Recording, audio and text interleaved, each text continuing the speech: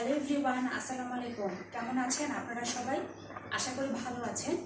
আমি অ্যাডভোকেট হালিমা আক্তার তমা আজ আপনাদের সাথে আলোচনা করব ফৌজদারি কার্যবিধির ধারা 544 এবং ধারা 548 এই ধারাগুলো নিয়ে। তো চলুন মূল ধারার মূল আলোচনা শুরু করা যাক। প্রথমে ধারা 544, এখানে বলা আছে ফরিয়াদি এবং সাক্ষীর খরচ, অর্থাৎ এই ধারা মোতাবেক বিজ্ঞ আদালত যদি উপযুক্ত মনে করে তাহলে বিজ্ঞ আদালতে হাজির হওয়া ফরিয়াদি বা সাক্ষীকে যুক্তিসঙ্গত খরচ সরকারি তহবিল থেকে প্রদান করার আদেশ দিতে পারেন। এই হলো ধারা 544। এবারে আসি পরবর্তী ধারা 548, যেখানে আছে কার্যধারার নকল সম্পর্কে বলা হয়েছে।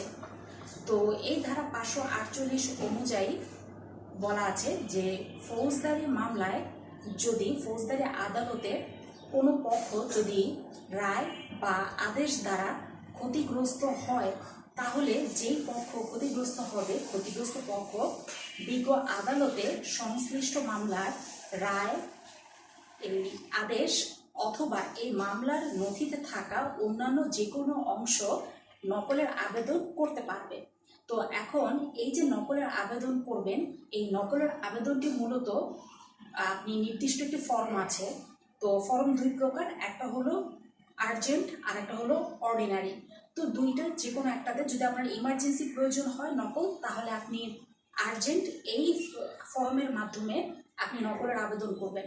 আর যদি মনে হয় যে হাতে সময় আছে, পরে দিলেও অসুবিধা নেই বা 2 দিন দেরি করে হাতে পেলেও অসুবিধা নেই, সেক্ষেত্রে আপনি অর্ডিনারি ফর্মের মাধ্যমে নকলের আবেদন করবেন।